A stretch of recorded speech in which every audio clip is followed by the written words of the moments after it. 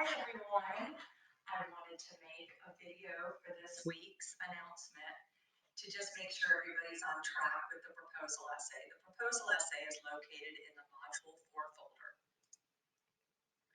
And here is the link to it, the proposal essay.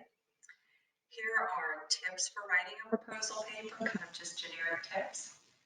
How to write a proposal essay, a little instructional video. And then here's the assignment, and these are outside sources to kind of give you more support on the paper and how to approach it. But this is my document, and this outlines the very specific guidelines that I have given for this assignment.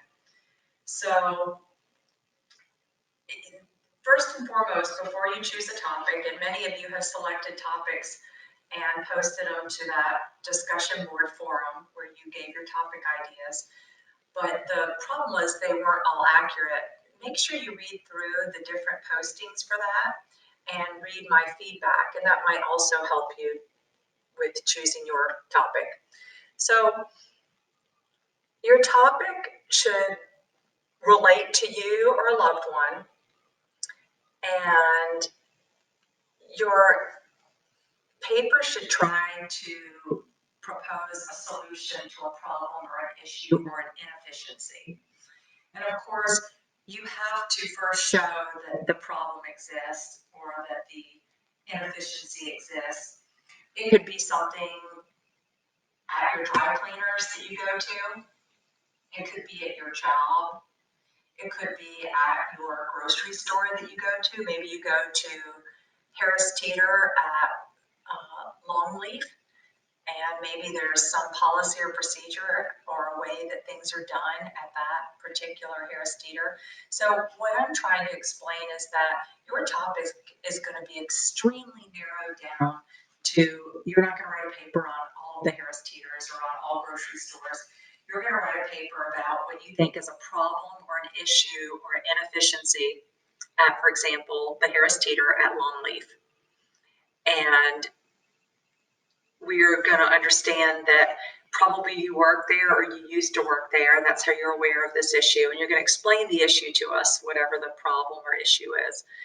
And after you detail that, and you do need to use supporting evidence to show the problem exists, and the support could be interviews of other employees there that can attest to this issue. Or maybe there's a policy manual that states a policy that you think is you don't agree with. So of course, your research is not typical library research. It's interviews, it's maybe looking at documents or manuals.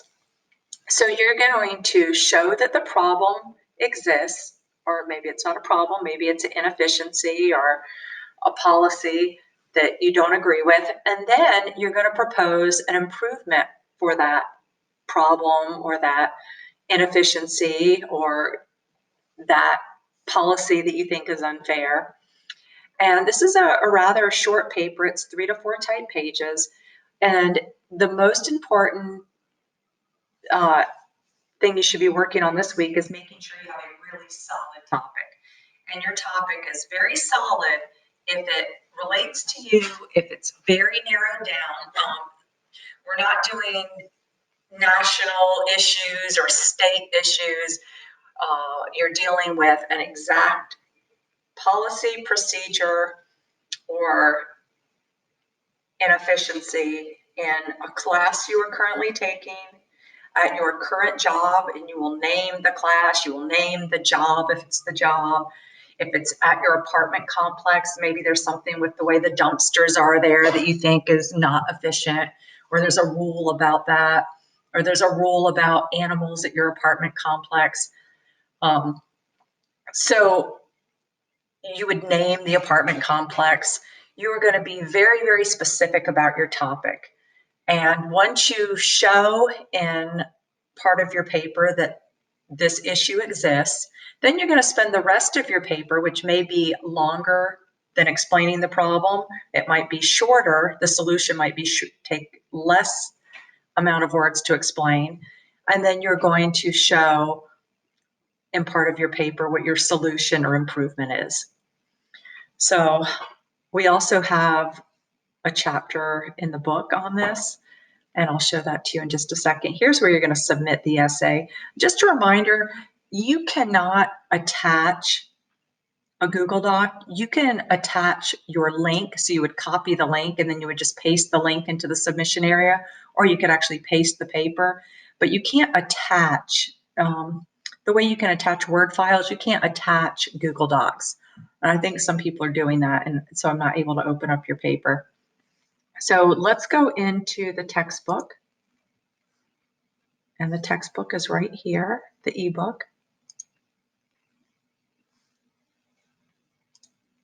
And you will see that, and I've assigned this chapter already, but you'll see right here is proposing a solution, chapter 7. Again, these outside sources like the textbook and some of those links that I provided in the module, those are to provide extra support and extra instruction on this. But really everything on this paper, the way I want you to do it, exists in that handout. But this will be very, very helpful. Chapter 7, there's an introduction to chapter 7, a guide to reading, which has different reading selections in it. And then there's the guide to writing, and it kind of walks you through how to choose your topic, how to write a draft, evaluate your draft, improve your draft. So don't forget to use your textbook also as a resource. And going back into the class,